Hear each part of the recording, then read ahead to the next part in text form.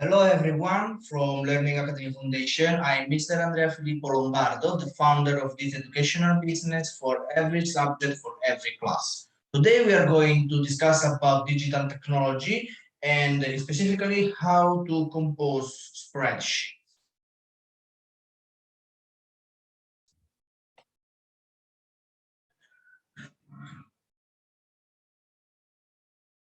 There are several popular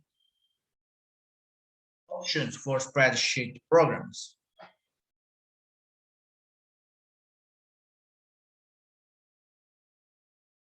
Choose one of the following based on your computer and internet access.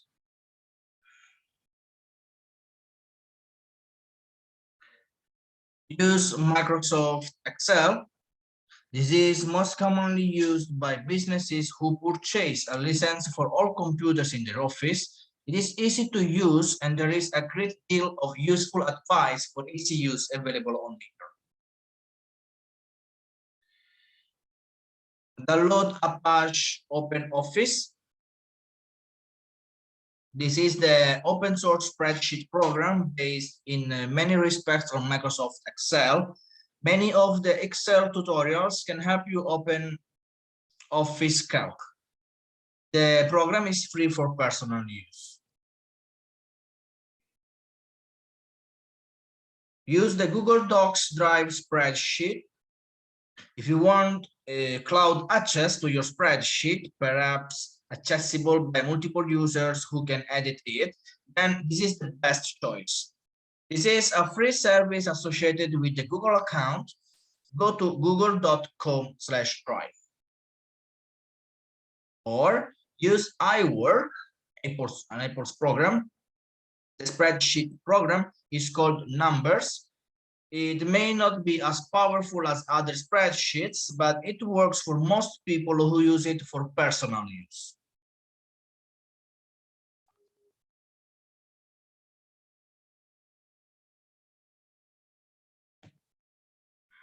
Find a reason to use a spreadsheet. This can be anything from financial matters such as a budget to the inventory of completed jobs. The success of your spreadsheet will depend not only on how straightforward it is, but also on how useful it is. If you need to do a spreadsheet on something that is new to you, you can also search online for an Excel template for that topic. You can also look under File and see if there is a template option. And prepare the idea to be entered. You may need to collect receipts, booklets, and other information on your desk in order to complete your spreadsheet. How to prepare for the electronic sheet. Open a new spreadsheet, click New or Create in most programs. If you find the need to have a descriptive section, you can leave several lines of space under the title for other text areas.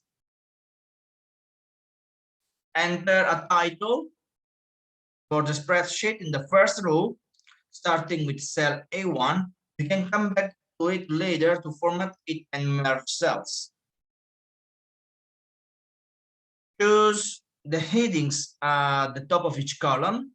Make sure you are accurate and use common sense so as not to confuse the reader. Try listing the trends you want to track after you have collected your data and before you start entering it into your spreadsheet. You can choose headings such as date, products, expense, cost, budgeted cost, savings, discount, or supplier. Make sure the leftmost column identifies the element you will use to split and fill out the spreadsheet. It's how you separate the spreadsheet into meaningful lines.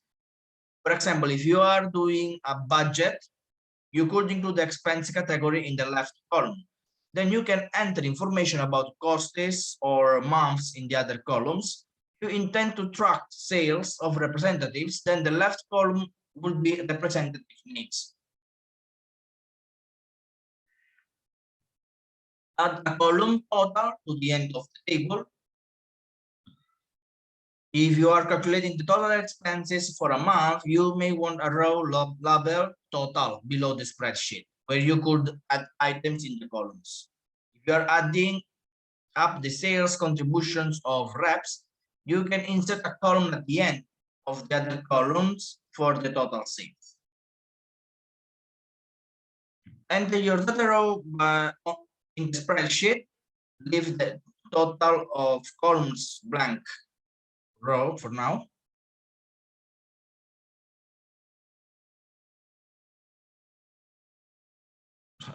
Okay, so how to format the spreadsheet? We can use the function wrap test in the cell to display the text over multiple rows, or we can merge and center cells, or we can also rotate, centered and orientate the 90 degrees. So the text in the cell and other things. Let's talk about some of these. First, format your headings so they are easier to read.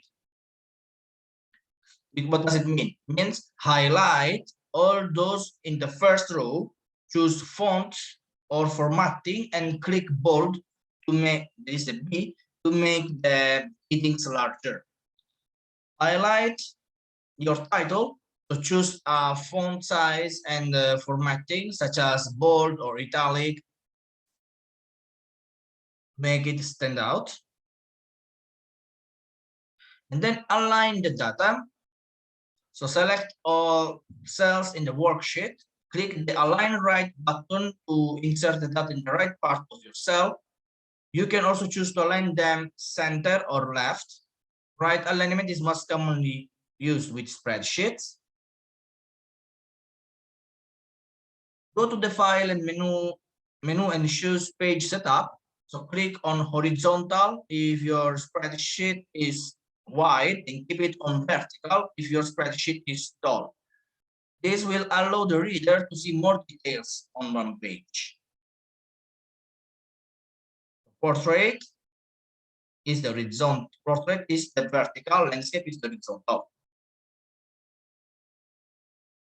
Then select all the data in the worksheet. You can click on format and choose cells. Choose the number tab to identify certain cells, such as those containing dates, numbers, or currency. Format the cells as number if you want to include math formulas in your spreadsheet. Scroll to each of the tabs to change borders, fill, shading, fonts, and more. Try different options to learn how to improve the look of your spreadsheet. Let's talk about the formulas for the basic formulas for the spreadsheet. We can have sum and large. This function returns top 10 values from the list, or we can have average if. This function returns the average in cells based on a given criteria. Okay, so return to the totals column when you have finished formatting the cells as a number. Click the cells where, okay, so click the cells where you want to place a total of the data you have already entered, and put an equal sign to indicate that you want to insert a function. Then choose from the list of functions the one you want to insert. For example, add by addition or subtraction, or multiplication. And then choose the data range you want to sum. If you use the sum function,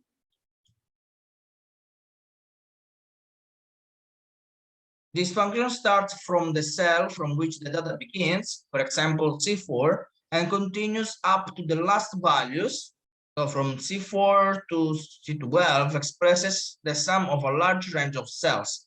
Subtraction is written as the sum of a negative number. And then choose the different cells you want to multiply or divide. If you want to use this kind of function, to multiply, insert an asterisk between the first and second cells. If you want to split, enter the address of the first cell, then a backslash, then that of the second.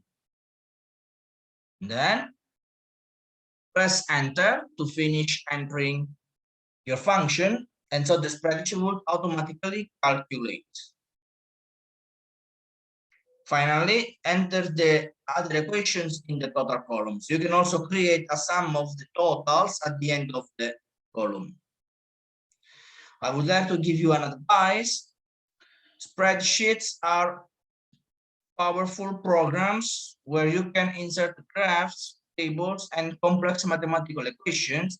So please consider taking a course from L.A.F. Learning Academy Foundation for the intermediate use of the spreadsheet after you have learned these basics, so as to make spreadsheets better and more functional. Thank you for your attention. You can like and subscribe the channel so you can follow the all the contents of Learning Academy Foundation. You find the links of Facebook and Instagram, the social media about Learning Academy Foundation, in the box below, in the description box below. See you to the next lesson. Bye bye.